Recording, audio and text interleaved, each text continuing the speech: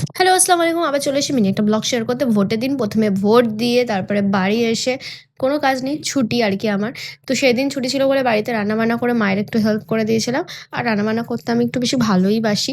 তো তারপর সারাদিন বাড়িতে ঘুমিয়ে সন্ধ্যাবেলা ঘুম থেকে উঠে ভাবলাম যে চল কোথাও একটা ঘুরে আসি দুজনে মিলে।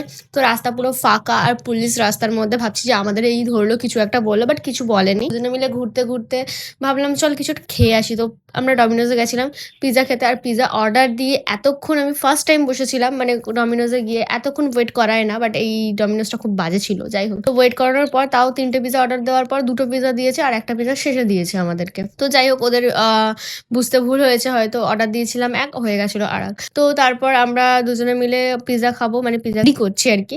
তো রেডি করার পর দুজনে খেতে অনেক কথাবার্তা হলো। তো ভোট দিয়ে এসে আমরা ভোট দিলাম। সেই নিয়েই কথা হচ্ছিল অনেক কিছু। তারপরে খেতে এমনিতেও তো অর্ডার দিয়েছি, আসতে দেরি হয়েছে। আর তার মধ্যে খেতেও টাইম চলে গেছে। তারপরে যে সিনটা ছিল, সেই সিনটা মানে মারাত্মক ছিল। বৃষ্টি হচ্ছে, খুব বৃষ্টি হচ্ছে। বাড়ি থেকে এমনিও বার হওয়ার সময় মা বলছিল, "কি দরকার আজকে বার হওয়ার?" তাও বেরিয়ে গিয়েছিলাম দুজনে মিলে। তো ঠিক আছে। তারপরে এত বৃষ্টি হচ্ছে, সেটাই টেনশনে পড়ে গেছিলাম, বাড়ি পৌঁছাতে পারবো তো আজকে ঠিক টাইমে? চিন্তায় আরকি কথা বলছি যে কখন বাড়ি যাবো, বৃষ্টিটা কখন থামবে। মানে মুষলধারে বৃষ্টি হচ্ছিল।